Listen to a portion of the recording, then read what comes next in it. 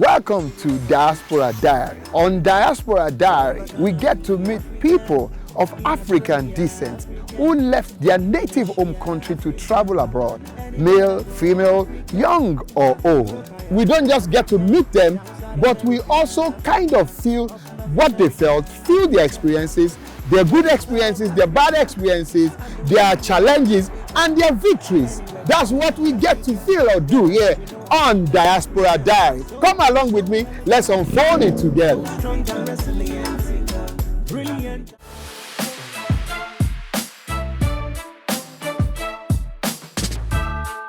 Suya Spot is a very unique restaurant.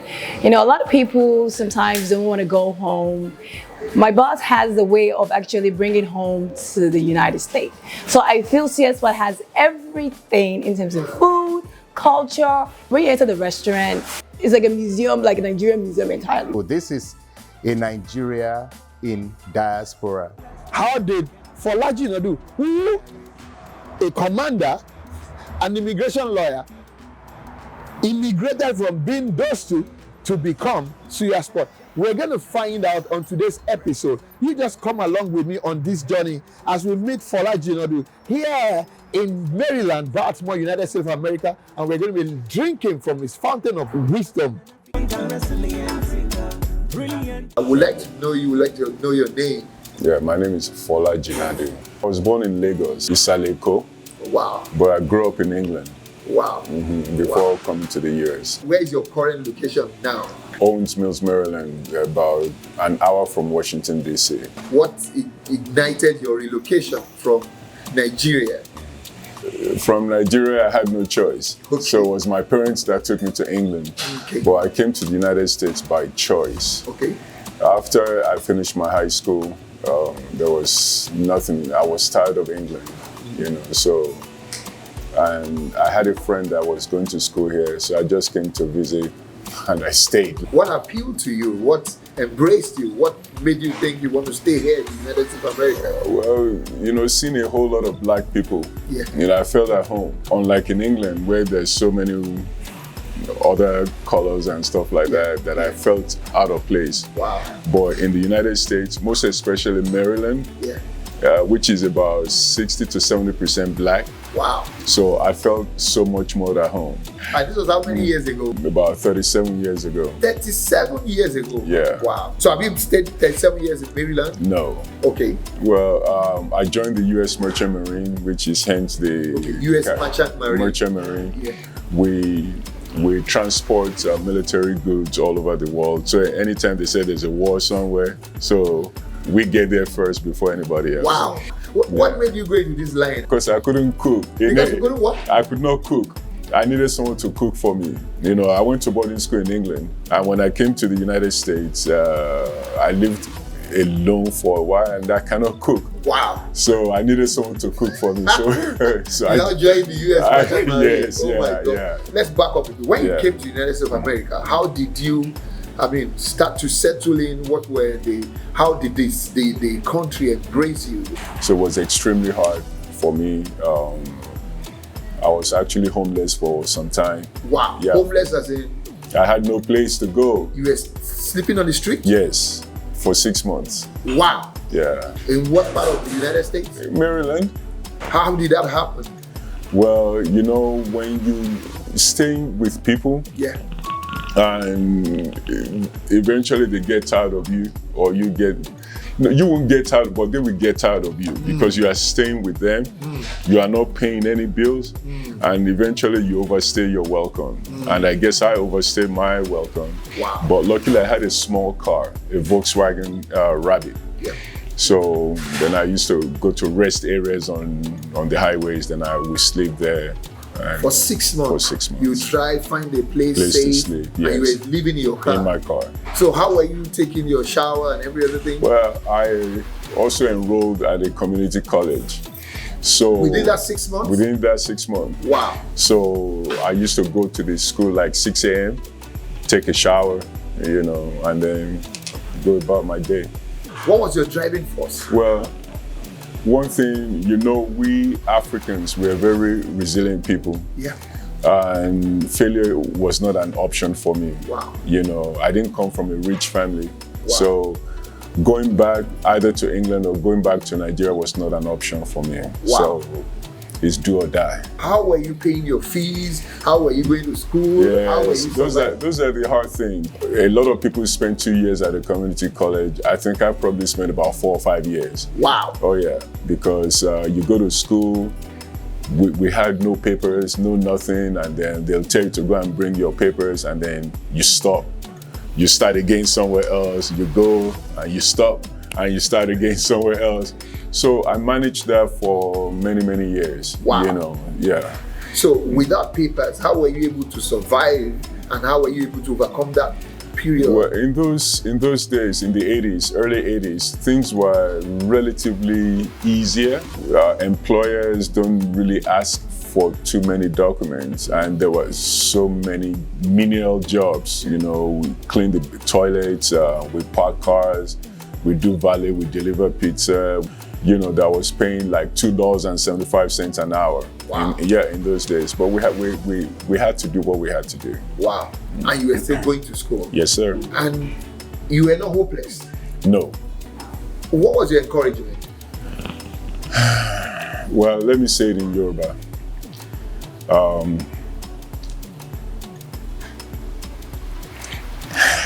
Sorry.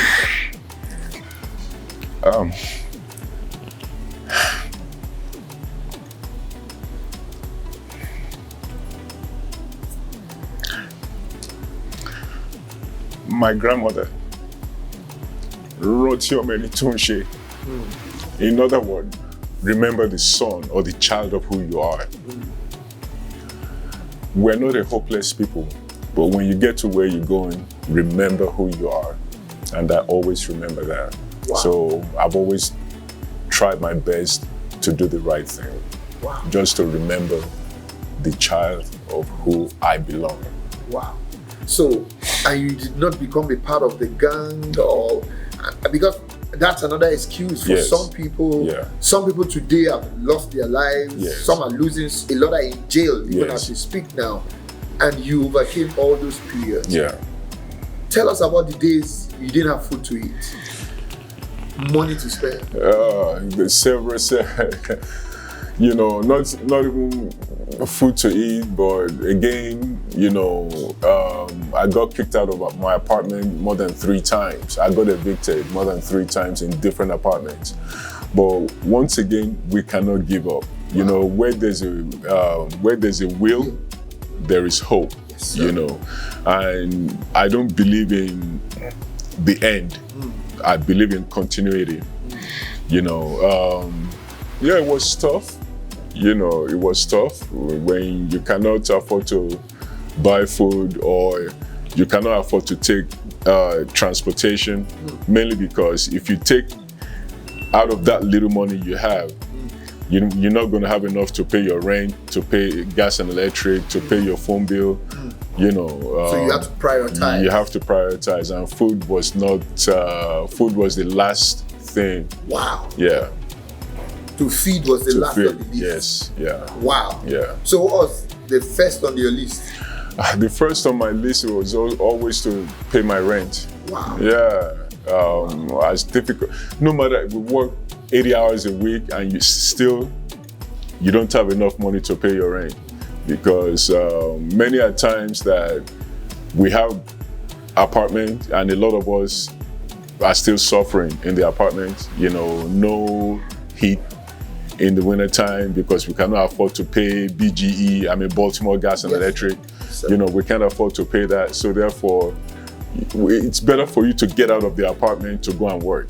Wow. Yeah, because it's warmer on the job than it is at home. Wow. Wow.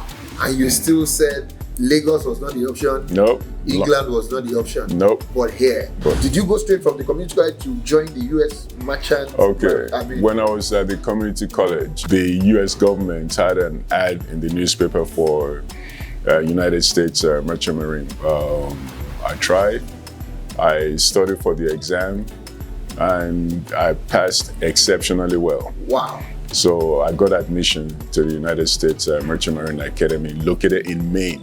So it was through there that my life began to get some sort of structure, because I didn't have to worry about rent, about food, about clothes, because I was in uniform all the time.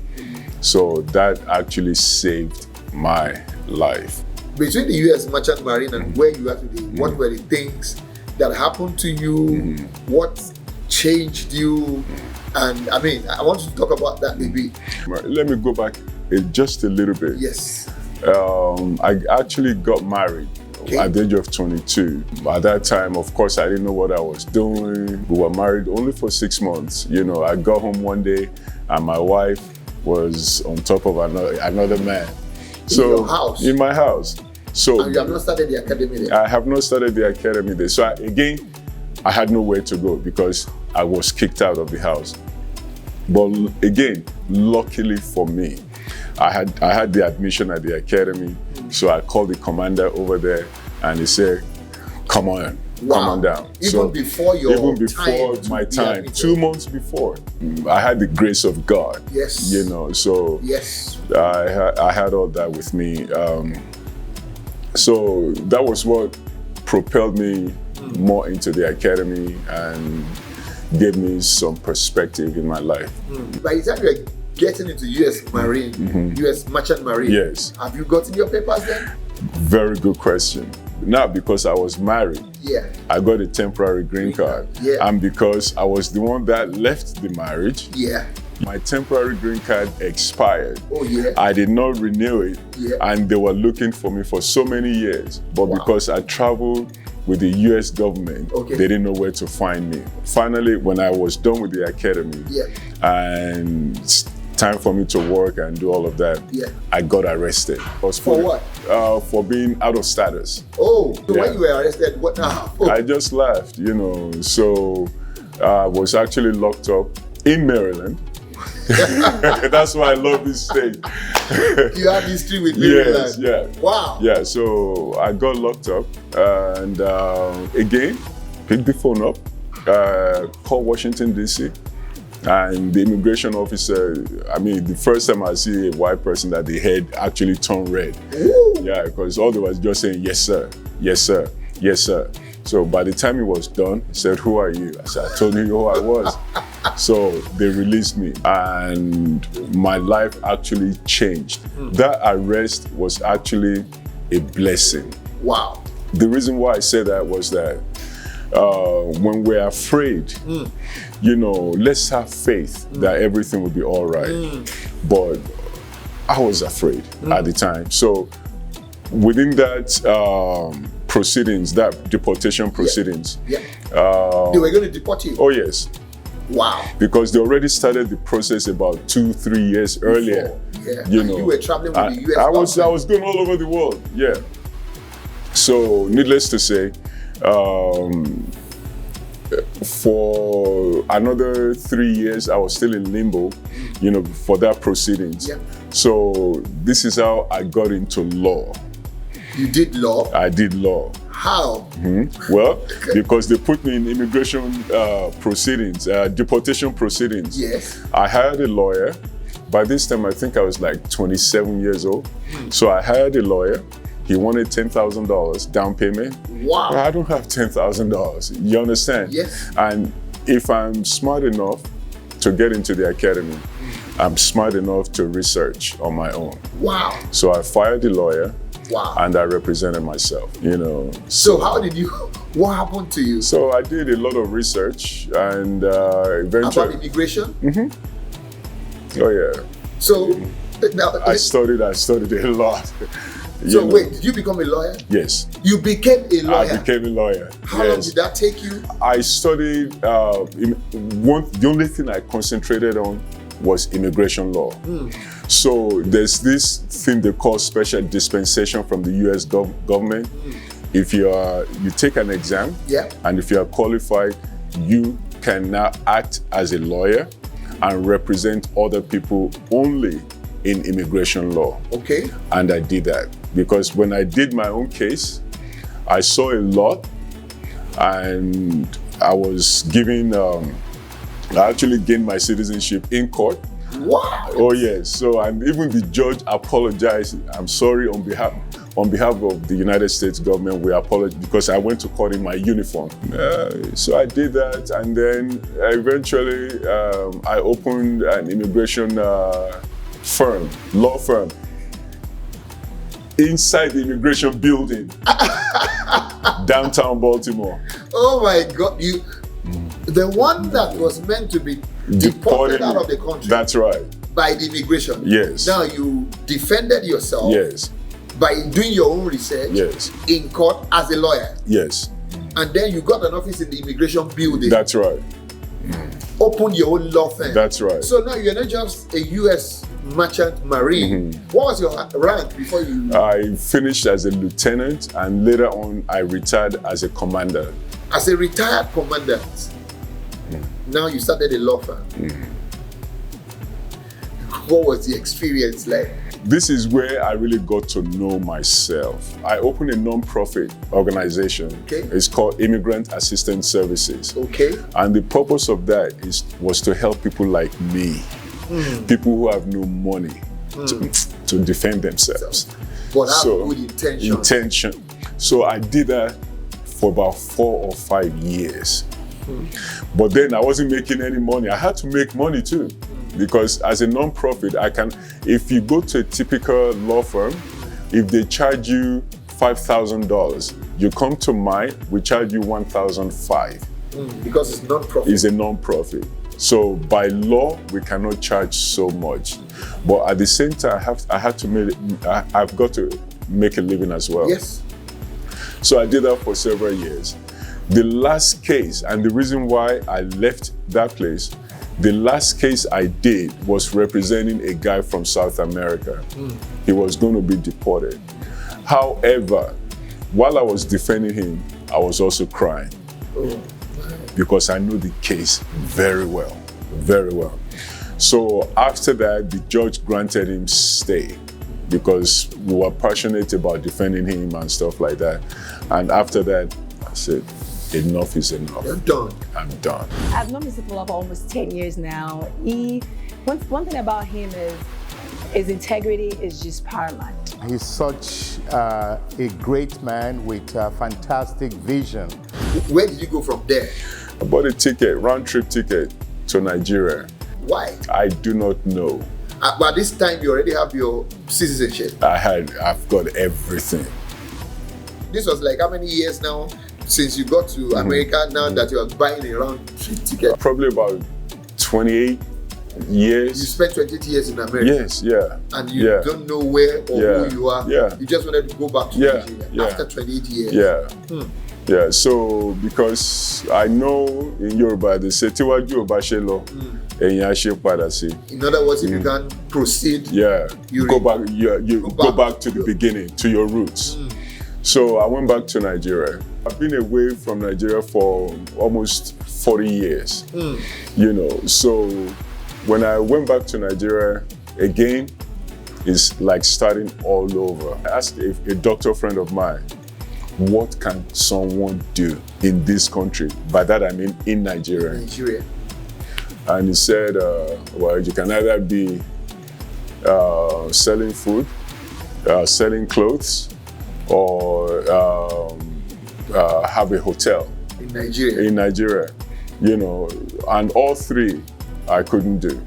But one thing that I know, as soon as we get into the plane, your mouth starts salivating for Suya. Oh, you understand? Yes. So I knew that. Wow. So when I was in Nigeria, I used to go to Suya, you know, those little Suya spots on the street corners and stuff like that.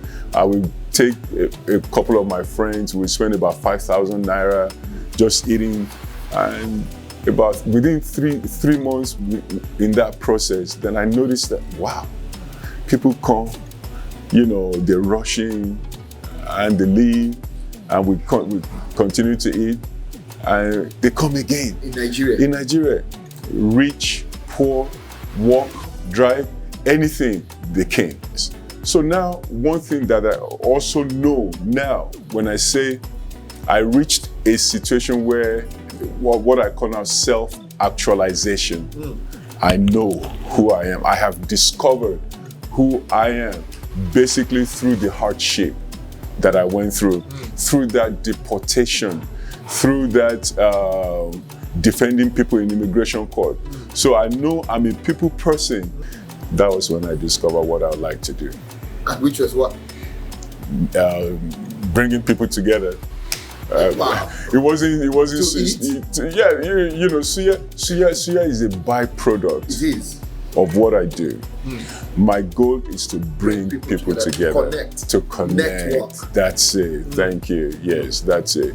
So then I came back to the United States. How many years did you stay in a year when you went? 6 months. It wasn't years. 6 months. So now coming back to Maryland, I came back with zero. Zero. It was like starting all over again. I was lucky because I already bought a house in Owens Mills. So before you left? I bought the house in 1999. Wow. Were you working with the U.S. Merchant Marine then? Yes. Okay. Yeah. When you bought your house? When I bought my house. Wow. Yeah. One thing that I say I will never do is to drive a cab, because a lot of us are very proud people. And that is something that once you know who you are, that pride, you need to discard it somewhere. So I was still proud. I would never drive a cab, you know. So I kept on looking for jobs in law firms, being immigration attorney, being immigration specialist. But you are staying in your own house? Yeah, I'm staying in my own house, which I rented out. When you traveled? Yes, I was still renting it because there was no income coming in. But luckily, I was living in my basement. So I rented out the whole upstairs. And even till today, I'm still sleeping in my basement, although I have my whole house to myself. I'm just used to it, you know. So now I had no money, no nothing. My tenant already left. That's how I became a cab driver. Now, because now I know what I want. I know I want to open a restaurant, you understand? But there is no money. So now— So you have a purpose now. Yeah, I have a purpose now. I have direction. Yes. So you just need this, whatever means is to your end. To my end, yes. So I used to drive that cab 22 hours a day. I'm not kidding you. Even at night, when I'm resting, I don't go into the house. I will back up the car to the house. I will stay inside the car. So in case somebody needs a cab, I'll wake up, and I'll go. So while I was doing that, I got a job in Columbia, Maryland, with a company as their immigration specialist. So all their foreign, so they gave me that job from 11 a.m. until 4 p.m. You know, they are paying $50 an hour. I was still driving my cab. So I would wear my suit in my cab, go to work. So as soon as I finish, take off my tie, do everything, drive my cab. Because again, I was no longer embarrassed. I was no longer shy about anything. I was no longer feeling inadequate because I have a degree already. I have multiple degrees already. But this time, the difference is I know who I am and I have direction. I know what I want to do. So within 8 months, I saved about $80,000. So that $80,000 was where Suya Spot got started. What's Suya Spot? Suya Spot is a Nigerian restaurant where we in the diaspora, a place where we want to congregate and eat grilled meat, chicken. Just as it were in Nigeria. Absolutely. Now you created a place for it in Maryland. In Maryland, yes. Exactly as it were. Exactly. And there was nothing like that in Maryland. No. Wow. And we opened in 2015. It was hard. It was excruciating, painful, because again, I don't know how to cook. But no, I'm wondering. Yes. You don't know how to cook, you don't like to cook. Now you're opening a restaurant. A restaurant, yes. Because I believe in one thing. Even if you don't know how, try. You don't have to be perfect in what you do. Just start. As soon as you start, you will find that the word that I use is the heavens conspire into helping you. Once you start, you will see different doors just opening like that. You just make that move. Just make that move. It does not. You don't have to be perfect. You don't have to be an expert in that field. But make the move and continue to improve yourself. When I opened the restaurant, then at this time, again, no car.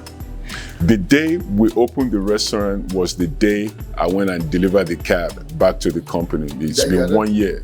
You're not driving again. Exactly 1 year. So I'm not doing this. Because a lot of us will shoot ourselves in the foot. You start a restaurant is like a baby. You have to care for this thing almost 24/7. You cannot do it as a part-time. You must do it full-time. So I returned the car. And one of very, very good friend of mine, he lives in Odenton, Maryland, which is about 35 minutes from where the restaurant is.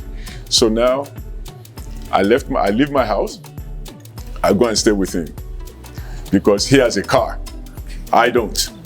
So I will sleep in his house, I will drop him off, I'll work in the morning so that I can use the car to go and buy supplies and this and that. And by 5 o'clock or 6, I'll go pick him up. I will close the restaurant, I'll go pick. So I managed like that for like another 6 months until I was able to buy a car. So that was how we got started.